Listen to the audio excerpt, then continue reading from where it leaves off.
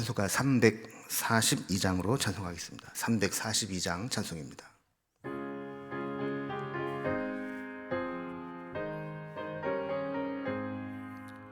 너 시험을 당해 죄 짓지 말고 너 용기를 다해 곧 물리치라. 너 시험을 이겨 새 힘을 얻고 주 예수를 믿어 늘 승리하라. 우리 구주의 힘과 그의 위로를 빌라. 주님 내 편에 서서 항상 도우시리. 내 친구를 삼가 잘 선택하고 너 언행을 삼가 늘 조심하라. 너 열심을 다해 늘 충성하고 온 정성을 다해 주 봉사하라. 우리 구주의 힘과 그의 위로를 빌라. 주님 내 편에 서서 항상 도우시리. 잘 이기는 자는 상 받으리니 너 낙심치 말고 늘 전진하라. 내 구세주 예수 힘 주시리니 주 예수를 믿어 늘 승리하라. 우리 구주의 힘과 그의 위로를 빌라. 주님 내 편에 서서 항상 도우시리. 아멘. 함께 나눌 하나님 말씀은 구약성경 사사기 14장 1절에서 20절까지 말씀입니다. 사사기 14장 1절에서 20절까지 구약성경 385면입니다. 이 말씀을 제가 봉독하겠습니다. 삼손이 딥나에 내려가서 거기서 블레셋 사람의 딸들 중에서 한 여자를 보고 올라와서 자기 부모에게 말하여 이르되 내가 딥나에서 블레셋 사람의 딸들 중에서 한 여자를 보았사오니 이제 그를 맞이하여 내 아내로 삼게 하소서 하매 그의 부모가 그에게 이르되 네 형제들의 딸들 중에나 내 백성 중에 어찌 여자가 없어서 네가 할례 받지 아니한 블레셋 사람에게 가서 아내를 맞으려 하느냐 하니 삼손이 그의 아버지에게 이르되 내가 그 여자를 좋아하오니 나를 위하여 그 여자를 데려오소서 하니라.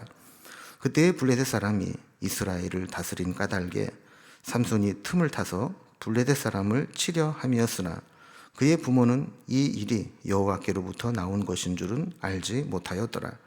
삼손이 그의 부모와 함께 딥나에 내려가 딥나의 포도원에 이른즉 젊은 사자가 그를 보고 소리 지르는지라. 여호와의 영이 삼손에게 강하게 임하니 그가 손에 아무것도 없이 그 사자를 염소 새끼를 찢는 것 같이 찢었으나 그는 자기가 행한 일을 부모에게 알리지 아니하였더라. 그가 내려가서 그 여자와 말하니 그 여자가 삼손의 눈에 들었더라. 얼마 후에 삼손이 그 여자를 맞이하려고 다시 가다가 돌이켜 그 사자의 죽음을 본즉 사자의 몸에 벌떼와 꿀이 있는지라. 손으로 그 꿀을 떠서 걸어가며 먹고 그의 부모에게 이르러 그들에게 그것을 들여서 먹게 하였으나 그 꿀이 사자의 몸에서 떠왔다고는 알리지 아니하였더라. 삼손이 아버지가 여자에게로 내려가매 삼손이 거기서 잔치를 베풀었으니 청년들은 이렇게 행하는 풍속이 있음이더라. 무리가 삼손을 보고 30명을 데려와서 친구를 삼아 그와 함께 하게 한지라. 삼손이 그들에게 이르되 이제 내가 너희에게 수수께끼를 내리니 잔치하는 이래 동안에 너희가 그것을 풀어 내게 말하면 내가 베옷 30벌과 겉옷 30벌을 너희에게 주리라. 그러나 그것을 능히 내게 말하지 못하면 너희가 내게 베옷 30벌과 겉옷 30벌을 줄지니라 하니 그들이 이르되 네가 수수께끼를 내면 우리가 그것을 들으리라 하매 삼손이 그들에게 이르되 먹는 자에게서 먹는 것이 나오고 강한 자에게서 단 것이 나왔느니라 하니라. 그들이 사흘이 되도록 수수께끼를 풀지 못하였더라. 일곱째 날에 이르러 그들이 삼손의 아내에게 이르되 너는 네 남편을 꾀어 그 수수께끼를 우리에게 알려달라 하라. 그렇지 아니하면 너와 네 아버지의 집을 불사르리라. 너희가 우리의 소유를 빼앗고자 하여 우리를 청한 것이 아니냐. 그렇지 아니하냐 하니 삼손의 아내가 그의 앞에서 울며 이르되 당신이 나를 미워할 뿐이요 사랑하지 아니하는도다. 우리 민족에게 수수께끼를 말하고 그 뜻을 내게 알려주지 아니하도다 하는지라. 삼손이 그에게 이르되 보라 내가 그것을 나의 부모에게도 알려주지 아니하였거든 어찌 그대에게 알게 하리요 하였으나 7일 동안 그들이 잔치할 때에 그의 아내가 그 앞에서 울며 그에게 강요하므로 일곱째 날에는 그가 그의 아내에게 수수께끼를 알려주매 그의 아내가 그것을 자기 백성들에게 알려주었더라. 일곱째 날에 해가 지기 전에 성읍 사람들이 삼손에게 이르되 무엇이 꿀보다 달겠으며 무엇이 사자보다 강하겠느냐 한지라. 삼손이 그들에게 이르되 너희가 내 암송아지를 밭갈지 아니하였더라면 내 수수께끼를 능히 풀지 못하였으리라 하니라. 여호와의 영이 삼손에게 갑자기 임하시매 삼손이 아스글론에 내려가서 그곳 사람 30명을 쳐 죽이고 노략하여 수수께끼를 푼 자들에게 옷을 주고 심히 노하여 그의 아버지의 집으로 올라갔고 삼손의 아내는 삼손의 친구였던 그의 친구에게 준 바 되었더라. 아멘.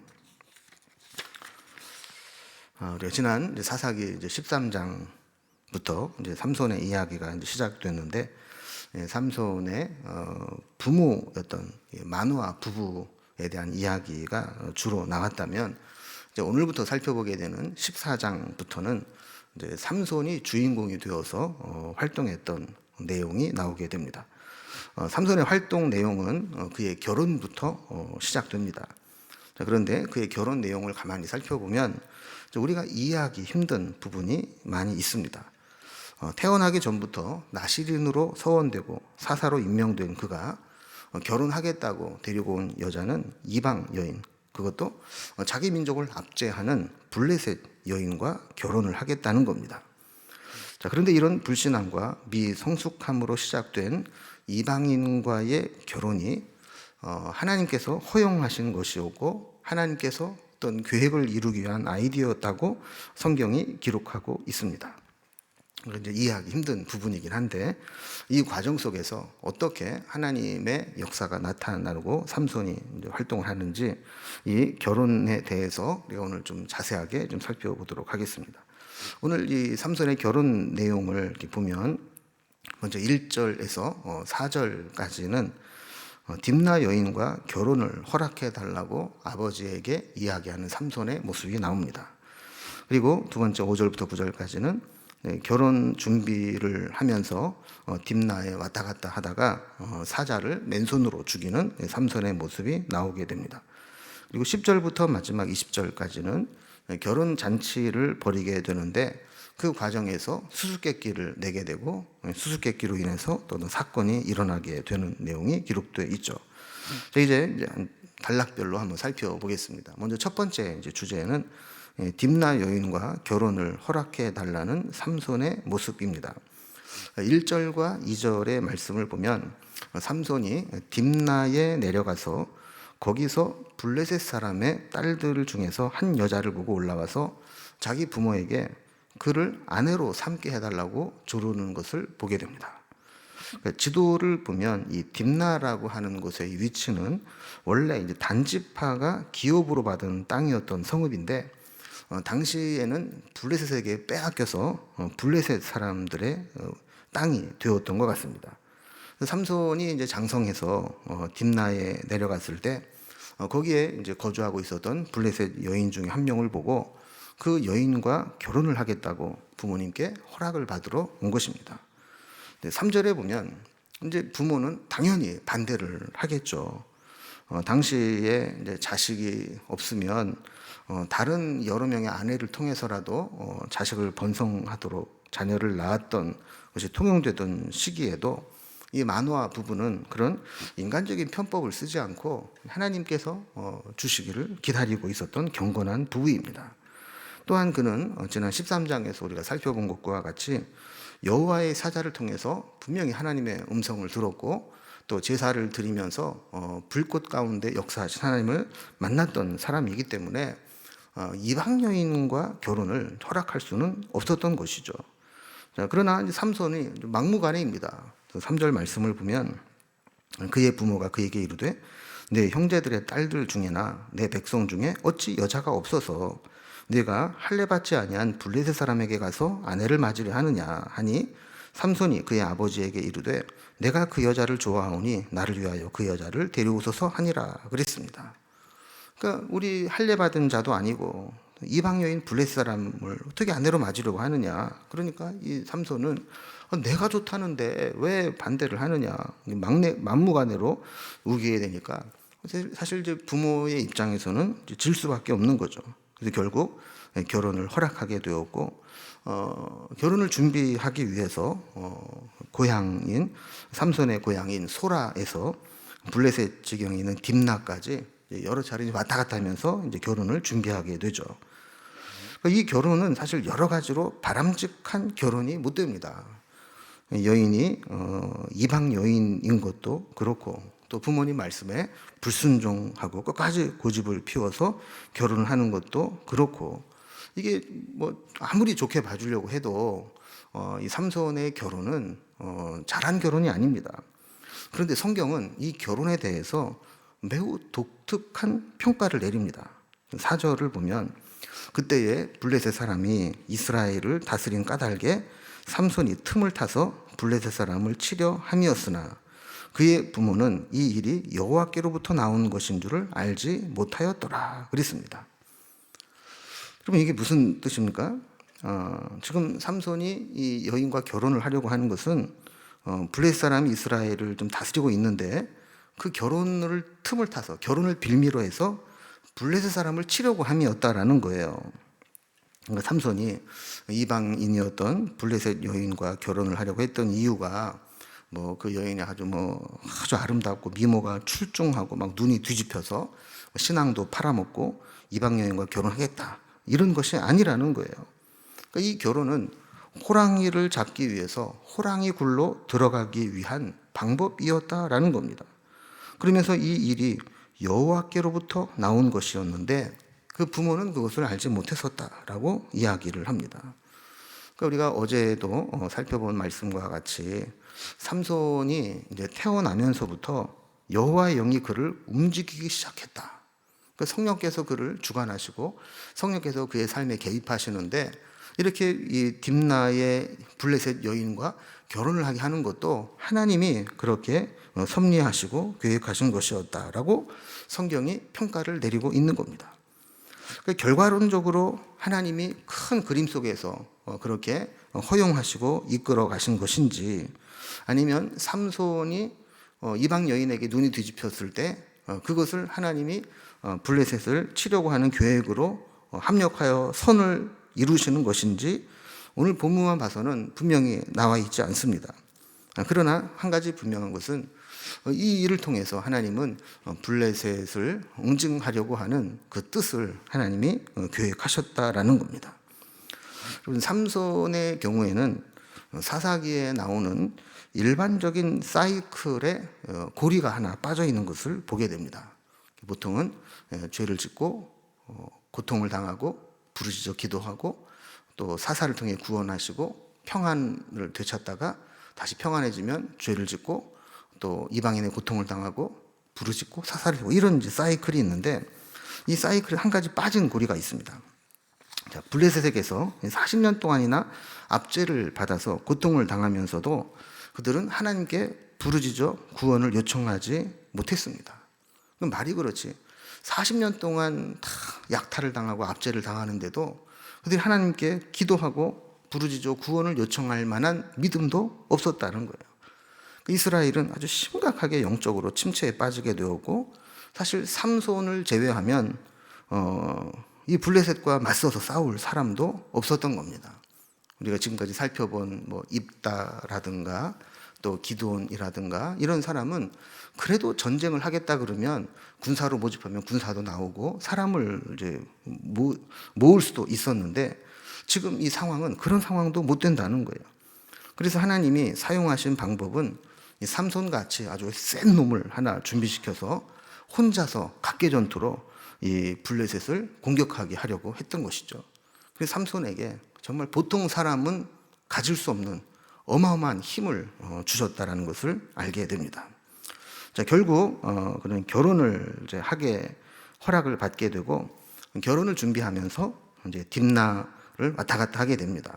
두 번째 단락을 보면 이렇게 결혼 준비를 위해서 딥나에 왔다 갔다 할 때 포도원에서 사자를 보고 맨손으로 이 사자를 죽이는 괴력을 처음 이 삼손이 맛보게 됩니다. 그래서 5절에서 7절까지 보면 하나님은 삼손에게 아주 귀한 경험을 하게 하셨습니다. 그래서 5절에 보면 삼손이 그의 부모와 함께 딥나에 내려가서 딥나의 포도원에 이르게 되었는데 거기에 젊은 사자가 포도원에서 그를 보고 소리를 질렀다. 뭐 으르렁거렸다. 뭐 이런 거겠죠. 사실 얼마나 놀랐겠어요. 포도원에 사자가 나타나서 하면 뭐 놀라겠죠. 근데 6절에 보면 이때 삼손에게 여호와의 영이 강하게 임하게 되었다. 그래요. 그러니까 이 성령이 역사하니까 뭐 힘을 느껴지게 되었던 거죠. 왠지 모를 힘이 생기고 느껴져서 손에 아무것도 없이 그 사자와 다투게 됩니다. 근데 그 사자를 염소 새끼를 찢는 것 같이 찢었다. 그래요. 사실 뭐 염소 새끼도 찢는 게 쉬운 거는 아니죠.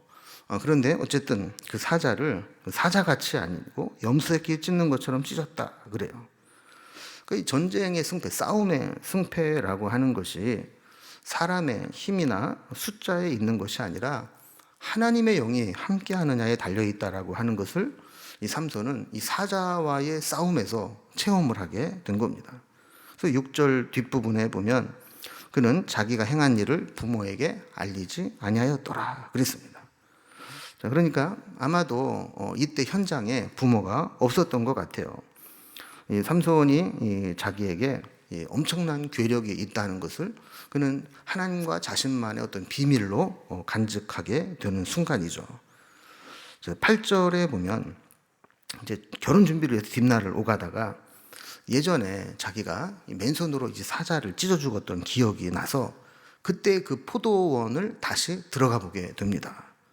근데 가서 보니까 이 삼손이 찢어 죽였던 그 상태로 있는데 마치 날씨가 좀 건조해서 그랬는지 그 주검 사이에 빈 공간이 이렇게 생기게 되었고 그 뼈채 그것이 그냥 말라버리고 말았던 거예요. 근데 그때 그 사자의 그 주검의 이 뼛속 공간을 벌들이, 야생벌들이 거기에다가 이 벌집을 짓고 꿀을 거기에다가 모아놓는 것이 보였다는 거예요. 자, 그래서 9절에 보면 삼손은 손으로 그 꿀을 떠서 걸어가면서 먹었고 그의 부모에게도 그것을 갖다 드려서 먹게 했다. 그래요. 여러분, 근데 문제는 뭐냐면 삼손이 나실인 아닙니까? 나실인은 나실인으로서 지켜야 될 규례가 몇 가지 있는데 먼저 머리에 삭도를 대지 말아야 되고 포도주나 독주와 같은 술을 마시지 말아야 되고 시체나 죽은 부정한 것을 만지지 말아야 되는 규정이 있습니다. 그런데 이 삼손은 그 규정을 어기고 만 거예요. 이 사자가 죽은 시체, 주검, 그 속에 있는 꿀을 보면서 그 꿀을 먹고 그 꿀을 부모에게도 갖다 준 겁니다. 여러분, 이 삼손의 입장에서 보면 배고프고 또 에너지가 떨어지고 당 떨어지고 막 그럴 때 손만 내밀면 꿀을 얻을 수 있는 곳이 있었어요. 아무도 보는 사람도 없고 야생 꿀이기 때문에 먹고 원기를 회복할 수 있는 좋은 기회였습니다. 그러나 그가 나실인이었다라고 하는 것을 기억한다면 아무리 꿀이 있더라도 그것을 손대서는 안 됩니다. 왜냐하면 꿀을 얻기 위해서는 어쩔 수 없이 사자의 시체, 주검을 건드려야 되고 그것은 나실인으로서의 부정한 것을 만지는 것이 되기 때문에 그런 것이죠. 그래서 그랬는지 이 삼손은 부모에게도 이 꿀을 가져다 드리면서 이게 내가 죽였던 사자의 몸에서 나온 것이라는 이야기를 못했습니다. 여러분, 우리도 이 세상을 살아가면서 유혹을 만날 때 바로 그런 거죠.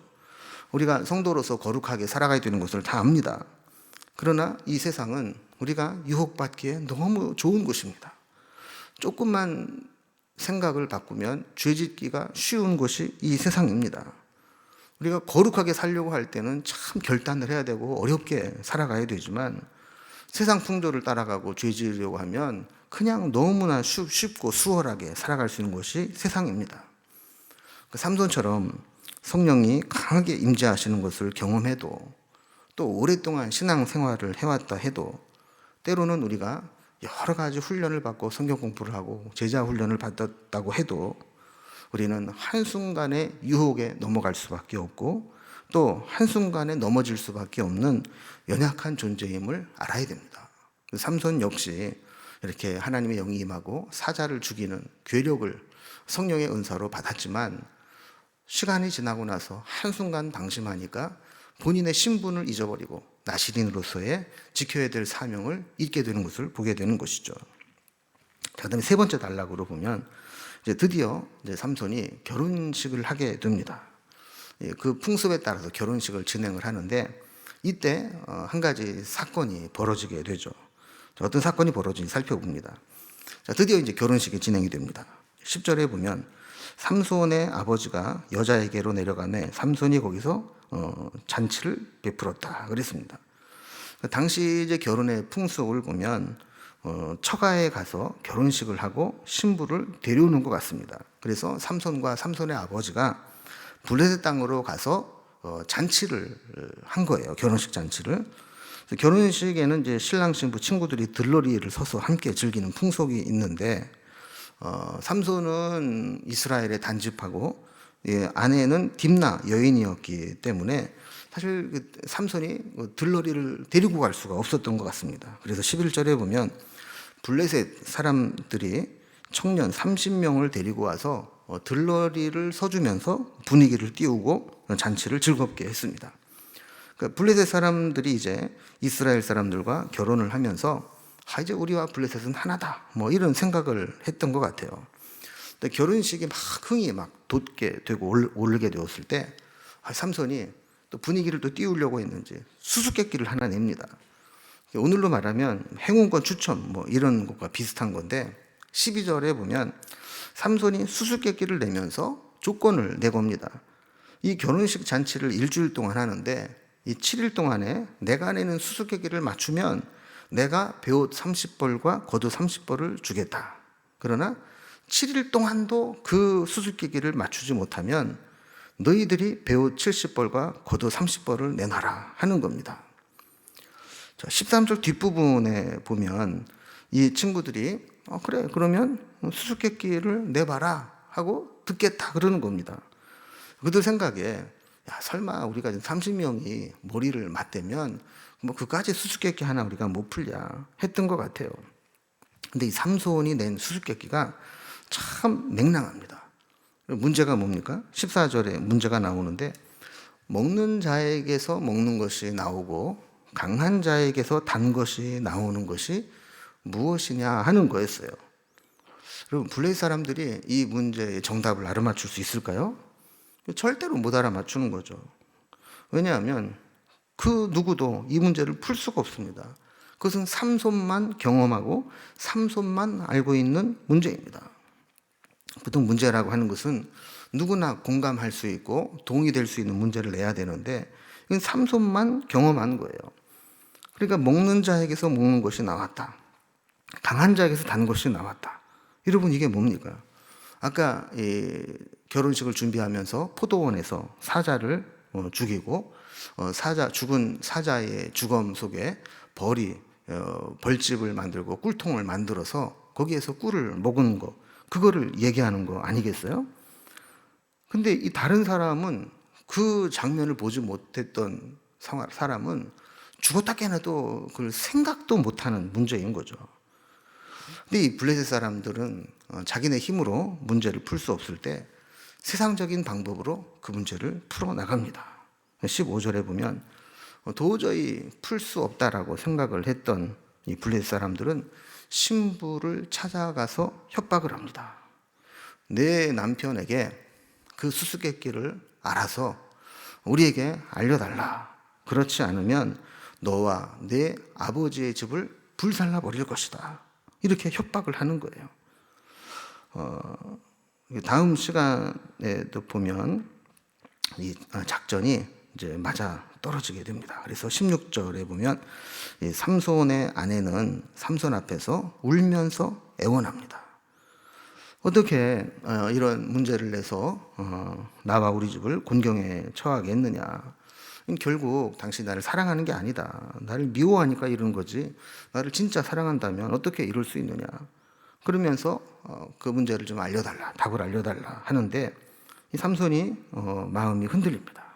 처음에는 이제 거절을 하지만 17절에 보면 매일같이 삼손을 붙잡고 애원을 하게 되니까 결국 삼손이 마지막 날 정답을 알려주었고 또 삼손으로부터 답을 알아낸 아내는 블레 사람에게 이것을 알려주게 됩니다. 자, 이제 기한이 다 됐어요. 결혼식이 끝나고 이제 기한이 되었을 때 블레 사람들이 삼손에게 아주 당당하게 이야기를 하는 거죠. 야, 무엇이 꿀보다 달겠느냐? 또 무엇이 사자보다 강하겠느냐? 그러니까 너희가 아까 말한 먹는 자에게서 먹는 것이 나오고 강한 자에게서 단 것이 나온다 그랬을 때 이것은 강한 자, 사자에게서 단 것, 꿀이 나오는 것 이것이 아니겠느냐라고 정답을 말해버리는 것이죠. 원래는 억지 문제를 내서 블레 사람들이 문제를 못 풀게 하는 게 목적이었는데 만약에 그렇게 돼서 옷을 빼앗기게 되면 난동을 부리고 그러면 그때 작전을 개시해서 블레셋을 공격하려고 했는데 이게 완전히 틀어져 버린 거예요. 자기 입으로 아내에게 정답을 말해 주었고 아내를 통해서 블레 사람들에게 흘러나갔으니 삼손이 저들에게 겉옷 30벌과 속옷 30벌을 주어야 될 상황이었습니다. 그런데 19절에 보면 우리가 이해하지 못한 하나님의 은혜가 나옵니다. 비록 삼손이 나시린의 규례를 어기고 실수하고 여자의 유혹을 이겨내지 못한 약점을 보였지만 하나님은 다시 기회를 주셨습니다. 그래서 하나님의 영이 임하고 아스글론에 내려가서 1대 30으로 싸워서 그곳 사람 30명을 죽이고 그들에게서 겉옷 속옷 30벌씩을 노력해서 정답을 맞춘 결혼식에 들러리러 와서 수수께끼를 푼 자들에게 주고 고향으로 돌아와 버리고 맙니다. 그러면 이걸 보면 이제 한 가지 참 안타깝기도 하고 우습기도 한 내용이 나오죠. 그러면 기껏 성령이 역사하시고 하나님의 영이 임했는데 하나님의 영이 임해서 한 일이라는 게 뭐냐? 남의 동네에 가서 노략질을 하고 빼앗아다가 블레셋 들러리들에게 빚 갚는 일이었어요. 이기기는 했지만 사실은 빚 발행 승리라고 볼 수 있죠. 자, 그런데 20절에 보니까 이 블레셋 사람들이 한 가지 실수를 합니다. 삼손을 우습게 보고 삼손이 고향으로 돌아갔을 때 이 삼손의 신부를 삼손의 들러리로 왔던 자에게 주워버리고 맙니다. 내일 살펴보게 될 말씀을 보면 이 일은 결국 삼손이 합법적으로 블레셋을 쳐들어와서 공격할 빌미를 얻게 됩니다.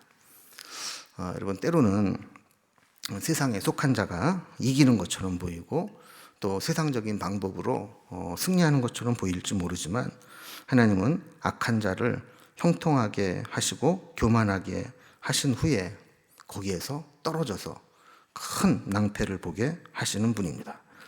비록 블레셋의 그 들러리들이 협박하고 세상적인 방법으로 수수께끼는 풀었을지 모르지만 그리고 삼손이 집으로 돌아갔을 때 그 아내를 다른 사람에게 주는 그런 일들을 하긴 하지만 결국 그 일들을 통해서 그들이 삼손에 의해 심판을 받게 되는 그런 빌미가 되었다라고 하는 것입니다. 저는 말씀을 좀 정리를 좀 해보면 여러분 삼손은 하나님의 영이 임하게 될 때 정말 괴력을 느끼게 되고 그에게 잠재되었던 하나님이 주신 은사와 능력이 얼마나 강한 것인가를 깨닫게 되면서 그의 사역이 시작이 되죠. 그러나 그가 어떤 여자에게 약한 모습, 유혹에 쉽게 넘어가는 모습, 또 먹는 것에 약해서 사자의 주검에서 꿀을 건네는 모습, 이렇게 그는 자기 절제를 하지 못하고 뭔가 이 육신의 정욕에 이끌리는 모습을 보게 됩니다. 여러분, 우리도 우리 자신을 다스리지 못하고 눈에 보이는 것, 또 육신의 소욕이 이끄는 것, 여기에 우리 자신을 내어 맡기다 보면 하나님의 큰 은혜를 입고 하나님의 영에 이끌림을 받는다 할지라도 우리는 한순간 돌아서면 그 정욕에 이끌림 받는 삶이 되기가 쉽습니다. 삼손처럼 하나님의 영의 은사를 받는 것도 중요하지만 또 삼손과 같이 육체의 소욕에 연약한 모습으로 넘어지는 것, 이것도 문제입니다. 우리의 모습 속에 있는 이런 연약한 부분이 어떤 것이 있는지 돌아보면서 우리 자신을 잘 지키고 하나님 앞에 귀하게 멋지게 영광스럽게 쓰임받는 우리의 삶이 되기를 주님의 이름으로 기원합니다. 기도하겠습니다. 하나님 아버지, 삼손이 하나님의 은혜를 입고 하나님의 영이 임하게 될 때 보통 사람은 상상도 하지 못하는 엄청난 괴력을 갖게 되는 하나님의 은사와 선물을 받게 되었습니다. 그럼에도 불구하고 그의 모습 속에는 육체의 소욕을 따르고 또 육체의 욕망을 제어하지 못하는 연약한 모습들이 있었습니다. 한동안은 하나님의 은혜가 이 모든 것을 덮어주었지만 결국에는 이 모든 것들이 삼손의 발목을 잡고 비참한 마무리로 인생을 끝내게 되는 것을 보게 됩니다. 하나님의 은사를 구하는 것도 중요하지만 육체의 소욕에 의해서 주신 은혜를 까먹고 스스로 무너지는 일이 생기지 않도록 자기를 관리하는 것이 얼마나 중요한가를 깨닫게 됩니다. 요즘 우리를 붙잡고 있고 우리를 이끌어가고 있는 육체의 정욕, 소욕, 우리를 미혹하는 것들이 어떤 것들이 있는지를 돌아보면서 그것으로부터 우리를 지킬 수 있는 믿음과 지혜를 허락하여 주옵소서. 오늘도 우리로 하여금 시험에 들지 않게 하시고 악에서 구하시고 오직 경건하고 믿음으로 살아가는 저희들이 되게 하여 주옵소서. 오늘도 우리 기도 가운데 함께 하시고 우리의 소원을 이루어 주시기를 소원하며 예수님의 이름으로 기도드리옵나이다. 아멘. 각자의 기도의 제목들로 자유롭게 기도하시겠습니다.